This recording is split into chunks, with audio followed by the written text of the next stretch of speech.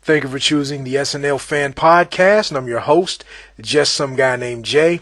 And in this installment of the SNL Fan Podcast, basically I want to put you all onto a great article that was in Slate, on Slate.com. I'm going to put the link in the information box below. But before I even talk about the article, I want to put another link in the information box below. Vibes Live. Check out Vibes Live. It's a great live stream with lots of different shows on it. It's a 24-hour live stream. They have great shows. They play music.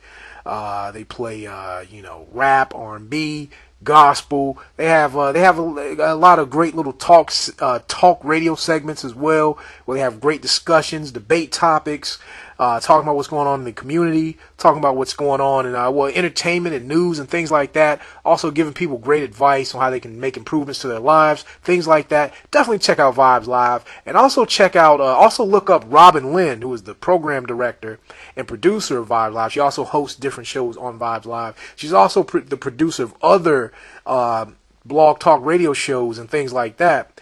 And so definitely check out the other shows that she has that she's working on as well.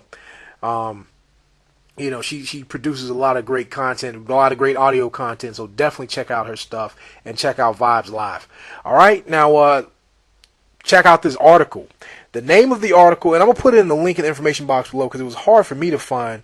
One of the viewers actually told me to check it out, and the article is called SNL's Real Race Problem. And I guess if you just Google Sasheer Zamata, you'll find the article pretty much.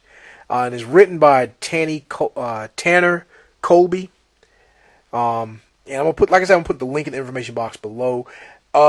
This person, this Tanner, they said exactly what I wanted to say, but didn't really, I guess, articulate it as great as the author did. And because I gave two reasons. If you checked out why I think Sasheer Zamata got hired, I gave two reasons as to why.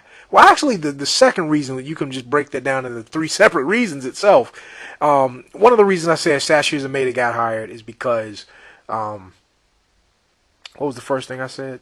I forgot my own reasons. No. Basically saying that she took the white girl route to get on Saturday Night Live, and it seemed like she actually took the career path. And Lorne Michaels, what the article talks about, the Lorne Michaels is pretty much looking for black people in the white, the predominantly white improv, places where he normally goes, like Second City and things like that. Second City, Upright Citizens Brigade, and the Groundlings, and they also talked about Bresha, Webb, and Darmirra Brunson, and they're pretty much saying that Bresha, Webb, and Darmirra Brunson, they're on the urban stuff. They do the Chitlin circuit. They do the shows that predominantly black people watch. And Sasheer Zamata, basically saying that Sasheer Zamata was kind of already the token black girl. She was already performing with a bunch of white people and this and that, and performing in the white places. She dates white guys, things like that. She hangs out with white boys and white. She's on the White Women podcast, and and she's her name is being spoken amongst the white people, and they kind of pointed that out, and so they feel like, well, she's already cool with the white people, so it's not gonna be a tough transition, just getting her on the show and then just getting those people, to support or really, feel what she's doing, because she's already kind of doing it. But like I said, she was on above average network too, like I said, and but the thing about Bresha, Webb, and Darmirra Brunson, they, in my opinion, they're actually more talented than Sasheer Zamata, but don't say nothing. But and Sasheer Zamata deserves every bit of success she gets. I more power to her. She was on my list, and I was actually rooting for her. I was rooting for all 24 women. Anyone could have got picked, and one did. So definitely salute to Sasheer Zamata.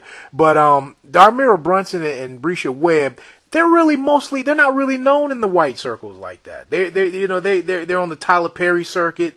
They're on the on my TV. The little things. They're on those things. They're on they play the BET circuit and stuff like that. And actually, after reading the article, I think it would have been a better move for them to get somebody like Bresha Webb or Darmirra Brunson, or get Sasheer Zamata and a Darmirra Brunson, or Sasheer Zamata and Bresha Webb, because I really think that if you really want black, more of us to look at Saturday Night Live, I'm going to look at it anyway. It could be a cast full of Asian people. I just want to see what they're going to do.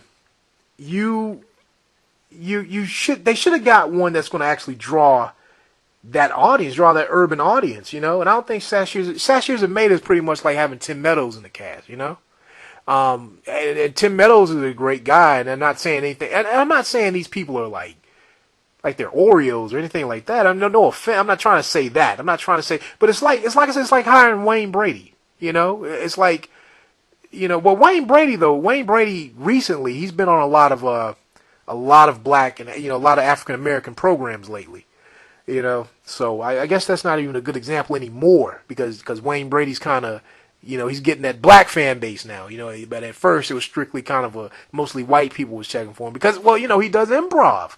And not too many, just face it, not too many black people really pursue improv like that. And if they do, it's pretty much a stepping stone to get to other places.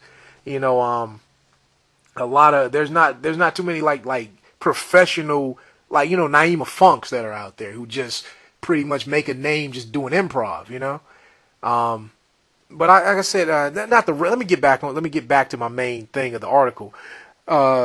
They made a lot of great points in this article. I really liked it, and like I said, they chose Sasheer Zamata because she was on Upright Citizens Brigade, but Lorne Michaels, man, like they said, if SNL really wants to solve its diversity problem, they need to go beyond those white farm teams. They need to stop going to Second City or stop going to those. They need to look for talent and all. They need to see. I guess that's why they don't have too many, the other races of people, because they just keep going to Groundlings. They keep going to Upright Citizens Brigade. They keep going to Second City, all the stuff like that. They need to go to, they need to hit those areas to get those people.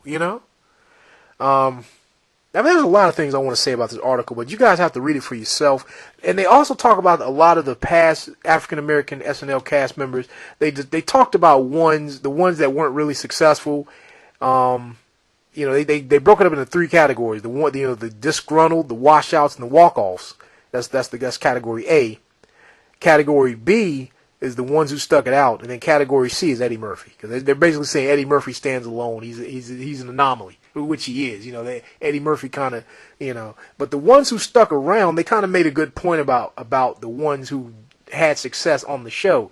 Now, the black that the African American cast members that had success on the show, not all of them had great post SNL careers, but they were really good on the show because they like the same thing with Sasheer Zamata. They pretty much were already kind of loved in white America, or they already kind of had a foot in white America, or they knew how to vibe with white America. And the article's pretty much saying like, look, if you're going to get a black person or get any person of color, they have to be them. They have to bring their cultural experiences to the table, not be like a black version of a white person that's already on the show, which is pretty much like Tim Meadows. No offense, Tim Meadows is a great performer. Love the guy. I actually look up to him, as far as his talent and things like that. I really do. He's one of my influences. But Tim Meadows, like I said, he's already hobnobbing. He already was in that circle. With the people that did the improv and stuff like that. Same thing with who else they list? I don't even really need to keep point referencing the article. Like Maya Rudolph. Maya Rudolph was going to school with Gwyneth Paltrow, and they talking about Kenan Thompson. Kenan Thompson was already on Nickelodeon, and he already was in a bunch of white stuff. So it's kind of like, and Tracy Mohr. They pretty much said Tracy Morgan kind of bend the rule. Like Tracy Morgan got on there and kind of changed itself a little bit to kind of fit what the white audiences would like. which is why he was successful. And they said the ones that weren't so successful, I mean, we know, like the ones who, like Chris Rock, of course, Dean Edwards. And I was saying you can't compare Chris Rock to Dean Edwards, but Chris Rock really didn't get his success on Saturday Night Live. It was after Saturday Night Live where he really just kind of blew up. But on Saturday Night Live, he just couldn't find it. He couldn't find his rhythm, and you saw that when he was in the cast. Same thing with same thing with Damon Wayans. Same thing with pretty much all Ellen Cleghorne. It's like they couldn't bring their urbanness to SNL. They couldn't bring their stuff. It's like it kept kind of clashing. It's like they couldn't. I remember Finesse Mitchell on Jay Mohr's podcast saying that he pitched a lot of great ideas, but the writers would be sitting there scratching their head like, what is he talking about? Or I don't get that, or that's not, So, well, actually, you know what? It's not even, what they really need to change the writing. They need to have more flavor behind the scenes. So when somebody like Finesse Mitchell or Dean Edwards pitch an idea, a black writer can say, "Yo, I know I feel you on that. I got an uncle like that. Let's write up that character." But like the white guy from Harvard is looking at him like, "What? How's that funny? Like I don't get it." You know what I'm saying? So, but like I said, I guess they made a good move by getting LaKendra Tooks and Leslie Jones, because I guess they can be the urban piece to Sasheer Zamata. I was just kind of rambling, but it's a good article, man. Just read it. I'm gonna wrap this up because I could just kind of talk about this. You know how I am. I'm a huge SNL fanatic. I could pretty much talk about things like this, just go on and on and on and on and on. And I didn't write any notes. That's why I just kind of freestyled this. So you pretty much can tell if you're going like, what is he talking about? I don't get him. What? Just some guy named Jay. Okay, whatever. They hired a black woman. Chill out. You know what I'm saying? Big deal. We'll watch the show or not. Just get a life. But yeah, I'm gonna wrap up this podcast. And again, I want to say check out Vibes Live. And that's it. I'm just some guy named Jay, and that's news to me.